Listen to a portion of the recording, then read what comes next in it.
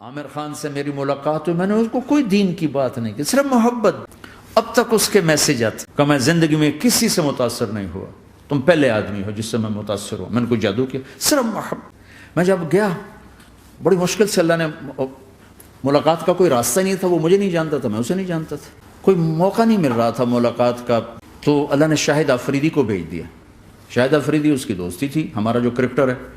میں نے اس سے فون پر کہا یار میری ملاقات تو کرا، اس نے ملاقات کروائی، تو اس نے مجھے کہا آدھا گھنٹہ ہے، آدھا گھنٹہ۔ جب میں پہنچا میکسیمم پونا گھنٹہ، میں کہا ٹھیک۔ میں گیا تو وہ سہما ہوا چہرہ کہ بھائی مولانا آ گیا، پتہ نہیں کیا کہیں گے، بھائی یہ تو کیا کر رہا ہے، تو حرام کر رہا ہے، ناچ رہا ہے، گا رہا ہے، توبہ کر، ابھی تیرے لیے دوزخ کا فیصلہ ہو جائے، پتہ نہیں کیا ہوا، وہ ڈرا ہوا سہما ہوا تھا۔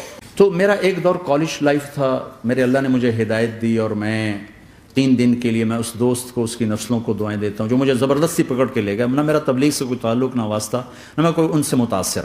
ایک لڑکا تھا بنگالی تھا، گشت کرتا تھا، لیکن میں اس سے ذرا متاثر نہیں ہوا، میرا دوست متاثر ہو گیا تھا، تو میں تو ان کے قریب سے نہیں گزرتا تھا۔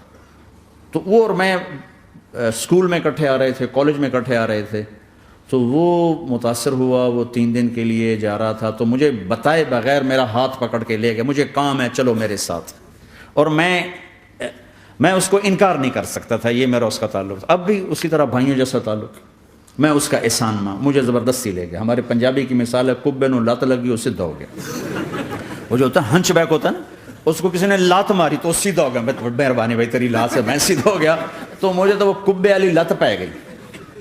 تو اللہ نے مجھے اس طرف لگا دیا۔ اور جب میری کالج لائف، میں نے کالج کا بہترین سنگر تھا، اسکول کا بہترین، یہ جنید جمشید کیا ہے جو اس زمانے میں یہ سارا کو ٹھا میں نے سارا کیا ہے۔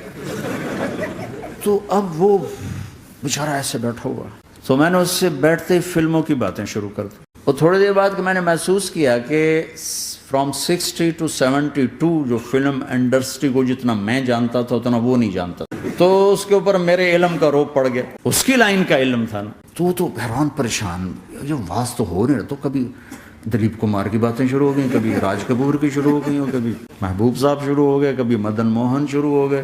وہ آدھا گھنٹہ تو یوں ہی گزر گیا۔ تو آدھے گھنٹے کے بعد میں نے کہا جی ہمارا تو ٹائم اوور کا نہیں، اٹھیں چلے ادھر چل کے بیٹھتے، وہ کھانے کی ٹیبل پر تھے، تو ہم وہاں جا کے بیٹھ گئے، پھر وہیں باتیں شروع ہو گئیں۔ جب اس کا سارا خوف دور ہو گیا اور ریلیکس ہو گیا، اس میں پونے گھنٹے سے 50 منٹ گزر گئے تھے، تو پھر میں نے کہا عامر بھائی آپ حج پہ آئے ہیں، اگر آپ اجازت دیں تو آپ کو اپنے نبی کا حج سنو۔ کہنے لگے ہاں جی ضرور سنائی۔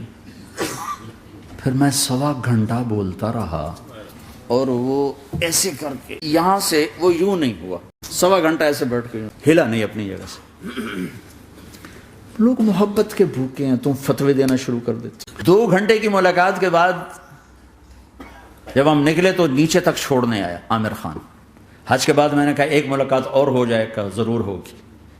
پھر اس کا میسج آیا کہ میں مدینے چلا گیا ہوں، معذرت چاہتا ہوں۔ میں نے کہا میں مدینے آ جاؤں گا، میں مدینے پہلے ہو آیا تھا حج سے پہلے۔ تو اس نے کہا کہ آپ 14 تاریخ کو آ جائیں، 4 سے 6 کا ٹائم میں نے آپ کے لیے رکھا ہے۔ تو میں جنید اور ایک اور ساتھی ہم دوبارہ وہاں چلے گئے 4 بجے، 4:15 ہم اس کے ساتھ ہماری شوٹنگ شروع ہوئی۔